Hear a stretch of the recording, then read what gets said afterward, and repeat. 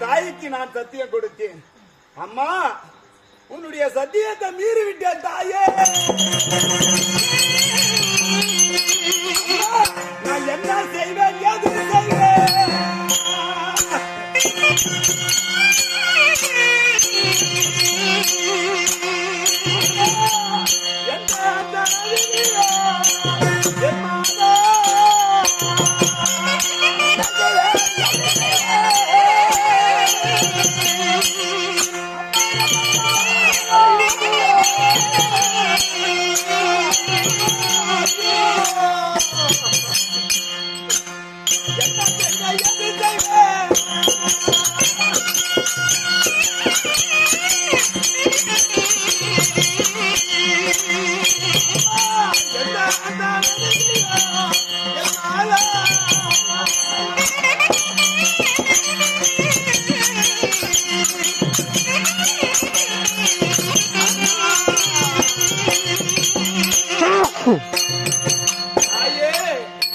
உனக்கு கொடுத்த சத்தியத்தை நான் மீறி விட்டேன் அம்மா.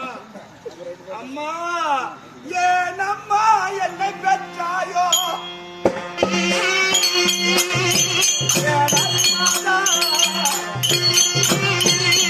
என்ன பெற்று அறியாதோ?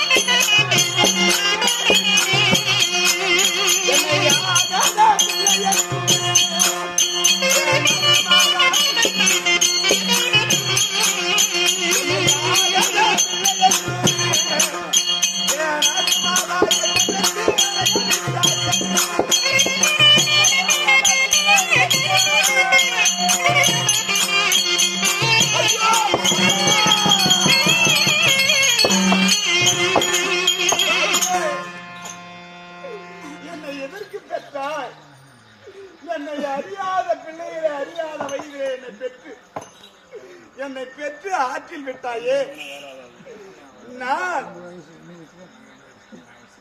நான் உன்னுடைய வயிற்றில் பிறந்தது பாவமா? இல்லை, நான் உன்னுடைய வயிற்றில் பிறந்தது பாவம் என்று என்னை ஆற்றில் விட்டு விட்டாயா? தாயே, என்னுடைய வாயினால் உன்னுடைய சத்தியை மீறி விட்டேன் அம்மா.